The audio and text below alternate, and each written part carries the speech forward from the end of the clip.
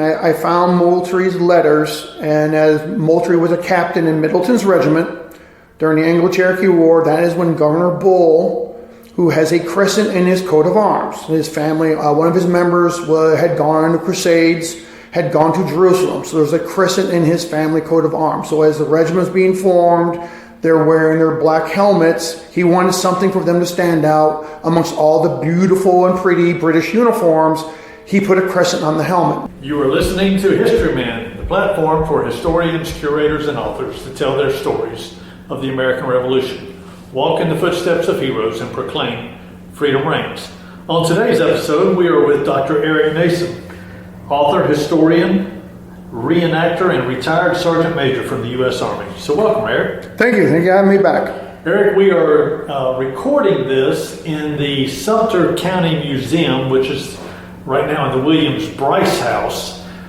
They have some wonderful exhibits. Of course, this is Sumter County, named after General Thomas Sumter, and they have some displays here for General Sumter. I know that the 250th Sesquicentennial Commission is working with Sumter County to help them become an interpretive museum here in Sumter County. Is that correct? That's correct. Of course, with everything with the 250th, education, remembrance, honor. So they're really doing well here working with the museum. I'm working here with the museum on getting the information out, educating, and it's everybody. It's not just school children, it's adults, it's everybody who has an interest in history. They want to make sure there's a means of interpretation, whether it's through visual, where we're dressed up in our uniforms or costumes, to coming in and seeing the artifacts, that they can actually have a visual stimulation as well as the story.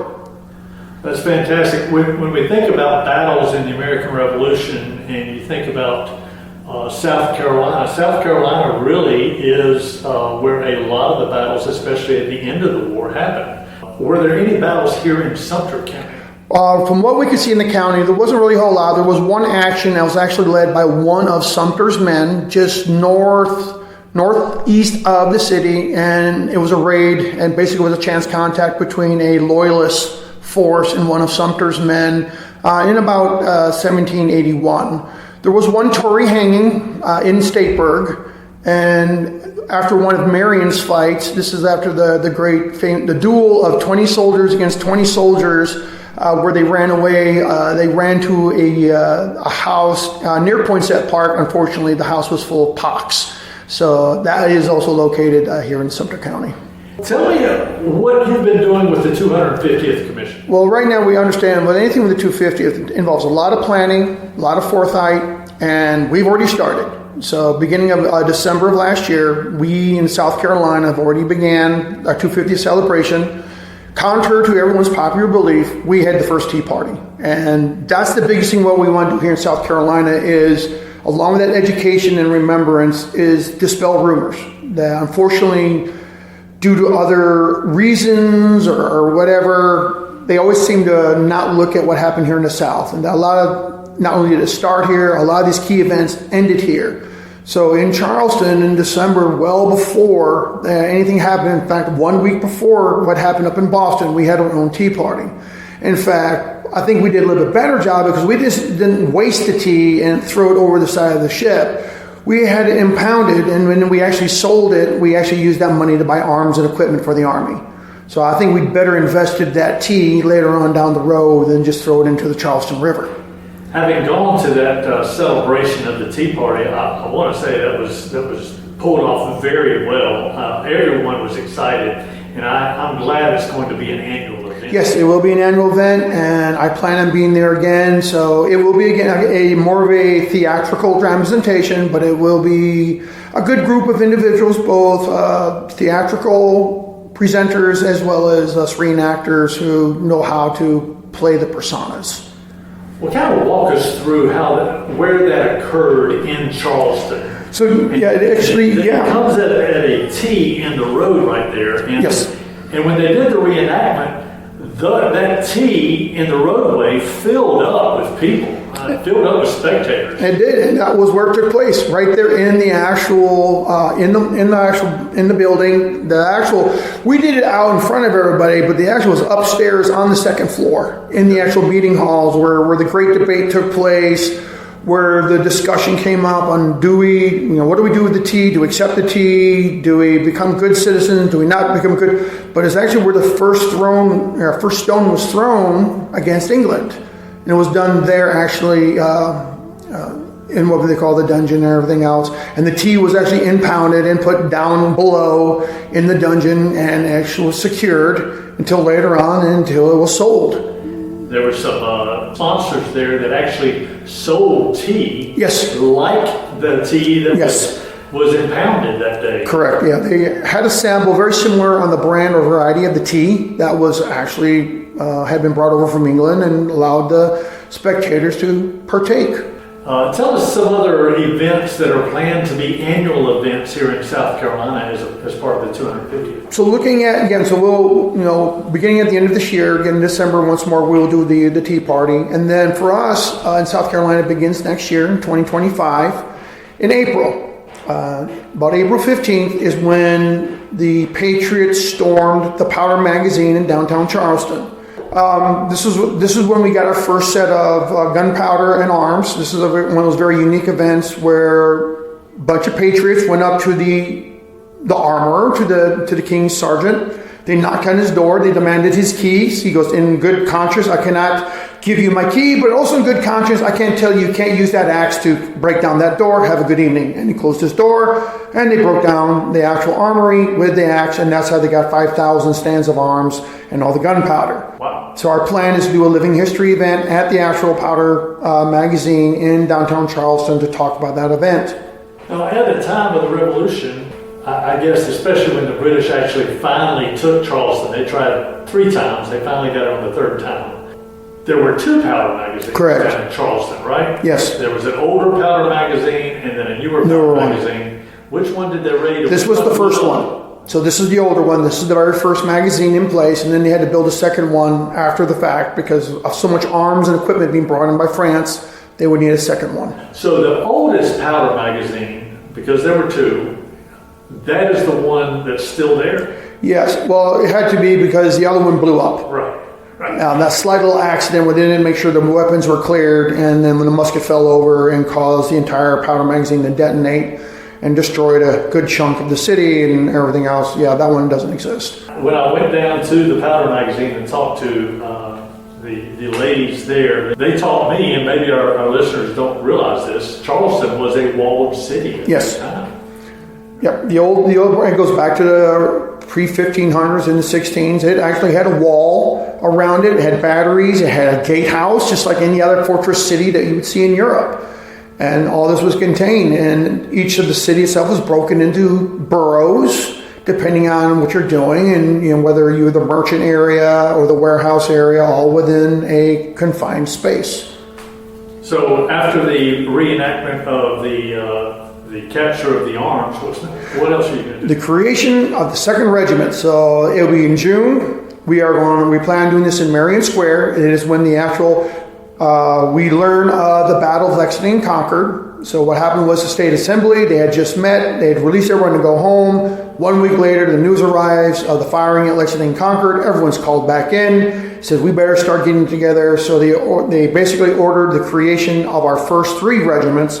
The first and second to be line regiments, the third would be a rifle regiment, Rangers, and then the creation of the artillery. So we're going to recreate that day. Our plan is going to Marion Square, and only a few of us will actually be in uniform. The rest of the members are going to show up in civilian clothes. We're going to have stockpiles of uniforms, go through the recruiting process, and kind of demonstrate what that day actually looked like. And we even to include the South Carolina Navy, because the majority of our first recruits were all out-of-work sailors. With a blockade on the harbor, all the ships were basically couldn't go anywhere. Sailors had no jobs, so the first members of the regiments were sailors. And we're going to have them all in the crowd, and they're all going to step out, and they're going to join the regiment. I think it's easy for us to gloss over history in some respects and go, okay, these were all white. I mean, even when we talk about the Navy, okay, these were all white recruits or whatever. They were not. They were not. They were not. They were not. We have some pension applications that show where some of these actually were not only enslaved people from the local farms, plantations, but also there were some free men involved. Yeah. And every officer had a servant. Right. So with our regiment, same thing. Depending on, they had either indentured servants, they had black servants, and it became mandatory because, well, if you're going to be in the field, you're going to learn to fight. So there's trust. They actually trusted them to issue them muskets, cartridge boxes, to fight alongside their, whoever they're supporting, whether you want to call it a master or not. But every servant was armed and trained to fight just like any other men in the regiment. Now, you were over this Second South ceremonial reenactors. Tell me a little bit about that. Our organization has been in existence since 1975. This goes back to the bicentennial. We're a group of basically men, women, and children who want to remember, honor, interpret what the folks of South Carolina did during the American Revolution. We portray at this moment what the regiment looked like in 1780 when Colonel Marion was in command, just before the fall of Charleston, around the siege of Savannah. So our uniforms reflect that period, but we also portray Marion's men. So depending on what, either militia or continentals, we'll change our uniforms to reflect. Y'all have a website. Yes, sir, we do. secondsc.org. On that website, there's some discussion about crescent versus gorget. Yeah. In fact, I just had an argument. We had our Battle of Guilford reenactment last weekend. Just out of the blue, somebody wanted to pick that argument with me based on William Moultrie's letters. And this is what I tried to explain to the individual. For those who aren't familiar, on the South Carolina flag, there is a palmetto tree named after the Palmetto Fort here during the Revolutionary War that we defended in 1776.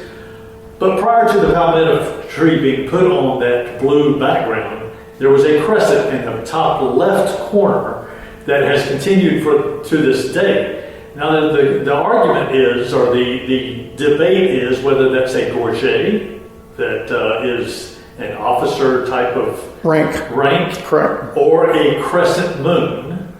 And that argument continues to this day. So tell us a little bit about that. Yeah, I've always been in this debate, and so as a good historian, I dig, and I found Moultrie's letters, and as Moultrie was a captain in Middleton's regiment during the Anglo-Cherokee War, that is when Governor Bull, who has a crescent in his coat of arms, his family, one of his members had gone on the Crusades, had gone to Jerusalem. So there's a crescent in his family coat of arms. So as the regiment was being formed, they're wearing their black helmets. He wanted something for them to stand out amongst all the beautiful and pretty British uniforms. He put a crescent on the helmet. They had nothing engraved on it then. That was prior to the Prior to the American Revolution. So when Moultrie saw this and we brought back the helmets, he goes, okay, I want that. So if the color of the flag is the same dark blue indigo as the uniforms, the crescents are based on that same crescent we wore on our helmets in the Anglo-Cherokee War. It is a crescent. It is not a gorget. So a simple way to put it, every army in every world has a gorget, but only South Carolinians have a crescent. It's thinner. A gorget is very fat. It's very, it's broad. It does not look the same as a gorget. Well, that's not going to solve it won't. They'll still. In fact, he still argued with me. I'm like, okay. And to include, it's not called a gorget. It's called a gorget. I'm like, I'm not even going to win this. I am focused on the battle. I heard another rabbit hole where the crescent is a sign of the second son in the lineage. Yes. In the coat of arms, and that's why it was on there, because it was the second South Carolina. So the argument continues. Oh yes. But the only we go back to the guy who created it, which is Moultrie. Moultrie. Yeah. What else is going on with the 250? So their first action will be coming up in that September, and that is the taking of Fort Johnson. Okay. So right now I am in coordination with the Department of the Interior because they own the land. And of course the only thing that's left of Fort Johnson is left really from the Civil War. It's a powder magazine out there. But we are going to do an encampment. And I'm also in coordination with a pirate reenacting group out of North Carolina to get 2 longboats.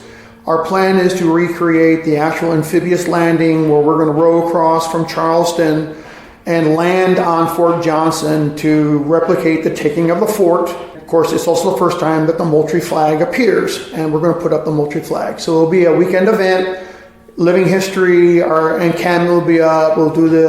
We're also going to coordinate with the Spirit of Charleston to be out there to kind of replicate the HMS Tamar. So for VIPs, want to come watch us row across the river and do our landings. So hopefully it's a calm sea. So do we. But we are in the works. So right now everything is looking good. Just got filed with the interior. How would they find information about Fort Johnson and that reenactment? Right now, once we get more information, we'll probably post it to our site. But right now, we don't have 100%. So I haven't posted any new information yet. That would be on the secondsc.org. Okay, yep. secondsc.org. Where is Fort Johnson in comparison to Charleston? It's to the south, okay, and it's on the end of Fort Johnson Road, and it's actually in the end. So I know it belongs to DNR. They also have some research facilities out there for inland waterways and stuff like that. But they do maintain the old powder magazine from the Civil War. There's enough of a space for us to put some of our tents up. At least we can say we did it. They blew up the fort during the third siege of Charleston. Nothing was left of the fort, but at least we can say, okay, we landed on the spot and did the amphibious, and then we'll put the flag up. Tell me about this raccoon company thing. Yes, we have a school event coming up in April. For 2 days we're going to be up near Gaffney, and I'll be trying one of the Catawba Indian Raccoon Company riflemen. They under Captain Alston, who was the overall commander of the company. These were all hand-selected Catawba hunters, all rifle armed, would come down and support the Continental Army as they're based in Charleston. And every year a new company will come down. They're all expert shots. They're all professional hunters. They would actually be down as part of the siege, and they would be on the north side of the island along with the 3rd, and they would be the ones keeping the British heads down. If they tried to make that crossing, the riflemen would start to pick them off and keep them on the other side of the breach so they couldn't actually make their landings. When you start digging into the Catawba and you start realizing that they were actually there from the beginning all the way to the end, their service in many ways outshines some of the people that were actually that we look at as heroes within the Revolution, right? I mean, Sumter left. He left the Continental Army and didn't come back in until after he was elected general. Correct. And after they burned his house down. But the Catawba were in it from the beginning all the way to the very end. And it also increased when they found out again the British were trying to bring the Cherokee back on our side. They definitely showed back up because they definitely did not like the Cherokee. They had a kind of a blood feud with them, long-standing blood feud. So that's why they were supported, and we worked well with them as an organization, and they stayed with us loyal to the very end. It is interesting that when they say the Catawba River Valley, the Catawba River stretches all the way up into the mountains of North Carolina, and really that's where some of the most ferocious battles between the Catawba and the Cherokee happened, where it was up there. You're right, it was a long-standing feud between the two, and I know that when I've read the history, and you can correct me, of course you're the resident expert in this particular case on this, but my understanding is that the leaders in South Carolina were actually relieved when the Catawba came over to the colonist side. Yes, they didn't want to have to fight them too. Right. And with King Hagler, I mean, such a great relationship that we had with him. It was such an unfortunate that, and I had to say the Cherokee had to bring in an outside tribe to unfortunately murder him. And the next leader of the Catawba was not as strong of a personality as he was. They still stayed strong to the cause and still stayed on our side. But they definitely did not want to have to deal with both the Catawba and the Cherokee. Kind of like if you look at upstate New York, when dealing with the entire Iroquois Confederation. Right. Or at least half of the Confederation, where a third of them were fighting for the British and the other half were fighting for us. So the Catawba suffered tremendously as a result of it too, because when they actually came up through the Catawba River Valley, they wiped out their villages. Yes. And they were on the run there for a while to try to save their family, right? Yes. Did they get back with Nathaniel Greene or William Lenore or Light Horse Harry Lee right there around one of the battles right before Guilford Courthouse? They did support for a little bit leading up, of course, anything in the upcountry. So as they're, of course, doing the race of the Dan, as they're, of course, coming through South Carolina, heading up towards North Carolina in pursuit, yes, they provide some support, especially with information or tracking. of where the British were, because now Cornwallis is trying to cover down on all the crossings. So the Catawbas are definitely being the eyes and ears and letting them know, here's a place that you can ford that they may not know about, and you can get around them, and they provide that support. Well, what else is going on with the 250th that you're involved in? We're also looking at November, because that's historic Dorchester. We're trying to do a lot more with historic Dorchester. We know for the fact that our regiment did garrison it, and that is actually the period where we know the British at that time in 1775 were looking at Charleston potentially, and all the important documents in the city were being moved to Fort Dorchester. So the 2nd Regiment was tasked to go and occupy Fort Dorchester. It had a powder magazine at it at the time in Dorchester, and they brought all the important documents with them. So that was the first recorded time that the regiment actually went up there, and we're going to do a living history where we're going to try to camp inside the actual tabby walls of the fort and do an actual living history demonstration like they would for real. We're going to drill, we're going to practice, we're going to look like we're doing maintenance. And actually, and that is designed to be a long-term event, because a battle did take place there in 1779, 1780. So down the road, we're trying to build a stronger relationship with Dorchester to bring more attention to what happened there in the city. There's still tabby walls? Yes, the fort is still there. Well, now that's exciting. Yeah. That's exciting. To actually camp, if they allow us to camp inside the walls. Who owns the property? It belongs to the state, so it is their own park. So we have done there's limited what you can do like anything else. We have done living history demonstrations there before, mostly one-day events. We're trying to do overnight events so that we can continue to get more spectators to come visit on both a Saturday or a Sunday. You've written a series of books. Tell us a little bit about that series of books and where people can find those. So yeah, the what we call In the Presence of Wolves series, which is now finished. All on Amazon or Books A Million, Walden, in the bookstores, but yeah, it's all concluded, and basically it does follow the main character of Ranger Jacob Clark, and the first book still begins with him with Rogers Rangers in upstate New York. The first book takes it to the fall of Fort William Henry. The second book picks up after the fall and goes up to the siege of Quebec. The third book brings him here to South Carolina, where he links up with Middleton's regiment and serves along with Captain Moultrie and Lieutenant Marion. The fourth book looks into right after. I don't get a lot into the Regulator War. I save that perhaps for maybe another story, but it is leading up to the American Revolution and then his early days as an independent Continental officer. In the very beginning of the 2nd South Carolina at this Battle of Fort Sullivan. The next book is, there is a space because nothing really happened here for a while, so there's no need to say, yep, they went in garrison to duty. But it picks up in about 1779 where the regiment is now marching down to Savannah. It goes into I hate to say it, in some really nice gory details, the siege of Savannah, the assault on Spring Hill Redoubt, and of course the fighting retreat. Also part of the Prevost feint, and then the final siege. And that book concludes with them smuggling the governor and Marion out. Of course, this is historical fiction. It's not how it really happened, but how they get Marion out of the city. And then the final book, called The Old Gray Wolf and the Fox, is how they served together as partisans at the end of the war. And it shows that he is part of the evacuation, where he rides in with the advance guard to watch the British actually evacuate. And it concludes with him actually going in, and it's December 16th, 1812. He's a very old man at this point, and they're finally convinced him he needs to go do his paperwork so that he can get his pension. And he doesn't want to go do his pension work, but he goes in so he can actually sit down, and says it all began in 1754, and that's how it ties in. So it gets into a lot of while it is historical fiction, it's a lot more fact than fiction. But it does cover a lot of the series down here in South Carolina. But you finished that series, but that's not you haven't finished as a writer. You're involved in some other stuff. Right now I'm working for the state. Because of the 250th Commission, I have been tasked to write regimental histories.